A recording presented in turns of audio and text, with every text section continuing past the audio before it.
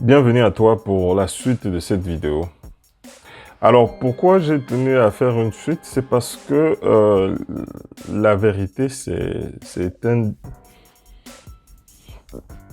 vaste domaine dans la vie chrétienne. C'est vraiment un vaste domaine dans la vie chrétienne et dans la vie de façon générale.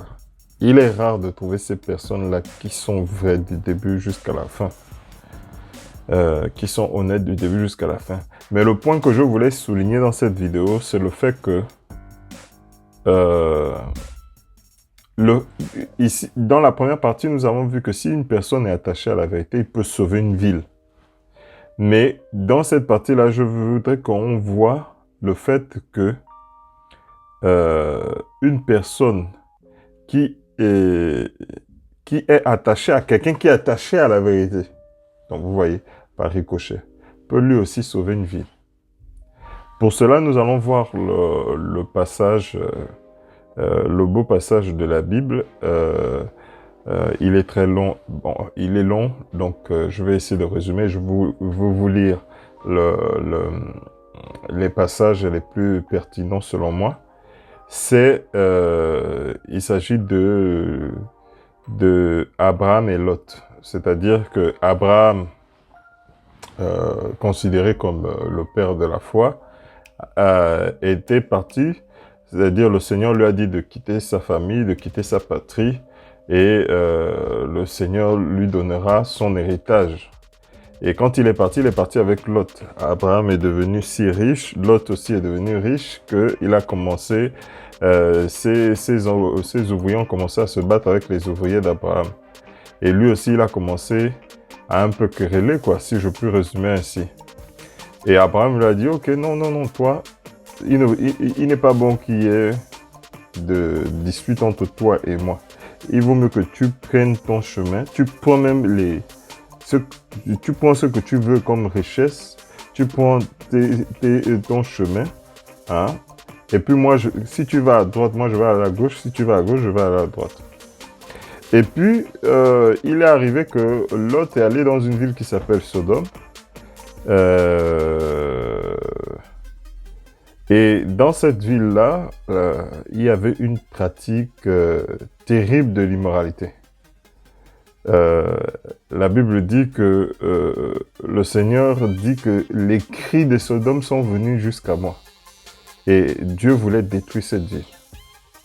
Or, Lot était le neveu d'Abraham. Premièrement, Dieu avait averti Abraham qu'il devait détruire toutes ces villes. Et Abraham avait dit, ok Seigneur, si tu trouves 10 justes dans cette ville, est-ce que, en fait il avait commencé à 50 et il est descendu jusqu'à 10, et il a dit, si tu trouves 10 justes, est-ce que tu vas détruire cette ville? L'autre dit, le Seigneur a dit que si je trouve 10 justes, je ne vais pas détruire cette ville.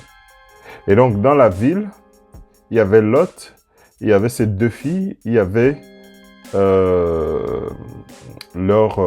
certainement leur conjoint, donc les deux gendres de Lot, et puis son épouse, donc 6 personnes. Donc il n'y avait pas 10 justes. Et le Seigneur voulait détruire cette ville.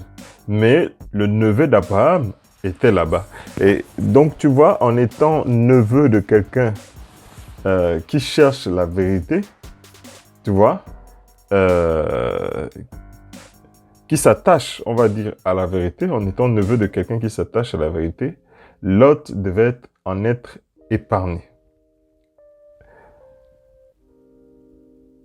Les anges, avant de détruire la ville, arrivent et ils vont chez Lot.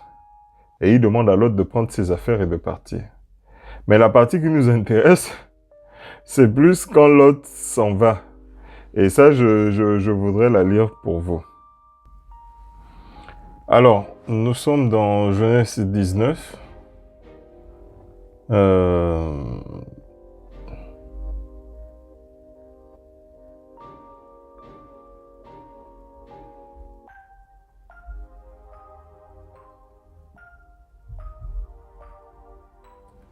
Nous sommes dans Genèse 19 et c'est au verset c'est au verset...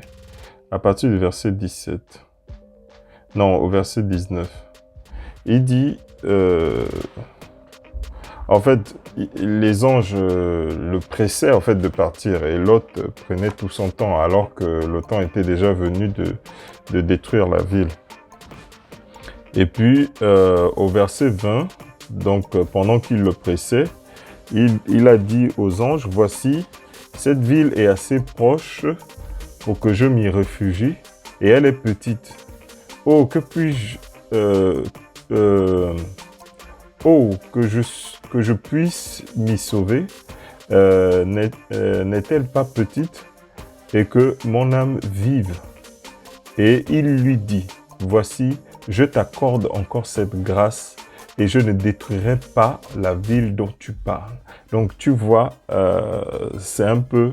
verset 22, « Hâte-toi de t'y réfugier, car je ne puis rien faire jusqu'à ce que tu y sois arrivé.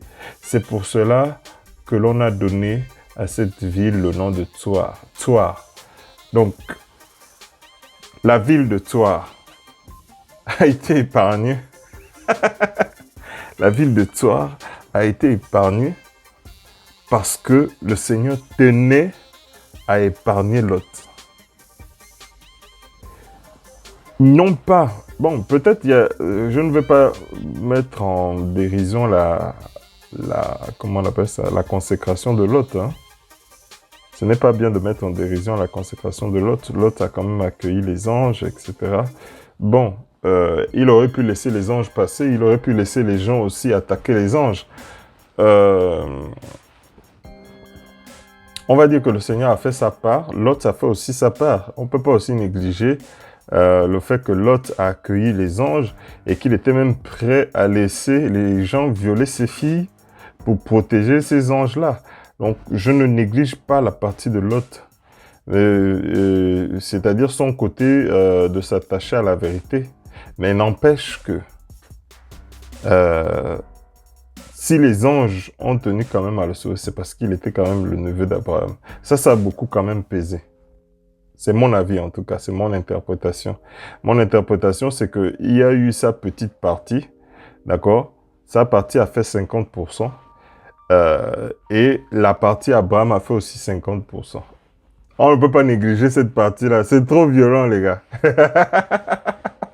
On ne peut pas négliger cette partie-là. C'est pas possible. Hein? Donc, Tsoar a été sauvé. Tsoar n'a pas été... Et puis, de la manière dont les anges ont répondu, en fait. Quand ils disent, je t'accorde encore cette grâce et je ne détruirai pas la ville dont tu parles. C'est comme si les anges avaient l'intention de détruire la ville là. Les anges voulaient aussi détruire la ville là. Mais comme lui, il y allait, ils ont dit, ok, je t'accorde encore cette grâce. On attend que tu arrives à cette ville là avant de détruire. Donc, tu vois, je n'avais pas l'intention de... comment on appelle ça? J'avais l'intention de détruire cette ville-là, mais toi, comme tu vas arriver là-bas, le temps que tu arrives là-bas, on ne va pas détruire Sodome et Gomorrhe. Mais une fois que tu vas arriver là-bas, on va détruire Sodome et Gomorrhe. Et cette ville-là, on ne va plus la détruire, on ne va plus détruire toi. Un juste peut changer la vie de toute une ville. Donc, tu as besoin que ton témoignage puisse plaire à Dieu. Tu as besoin que ton témoignage puisse plaire à Dieu. C'est hyper important. C'est vraiment important. Ton témoignage vaut. C'est vraiment important. Donc, ne néglige pas ton témoignage. Attache-toi à la vérité et pratique la justice. C'est bien dit, attacher à la vérité et pratiquer. Donc, les deux doivent aller de pair. Tu ne peux pas t'attacher à la vérité sans pratiquer la justice. Tu comprends? Il se pourrait que tu n'aies aucun problème sur le fait de t'attacher à la vérité, mais il se pourrait que tu aies des problèmes sur le fait de t'attacher de pratiquer la justice. La pratique de la justice, c'est tout simplement s'attacher à la parole de Dieu. Que dit le Seigneur par rapport à telle ou à telle chose?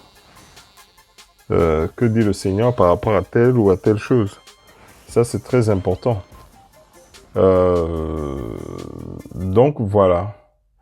Je voulais un peu partager ça. Le fait d'être quelqu'un de juste, le fait de pratiquer, de s'attacher à la vérité et de pratiquer la justice.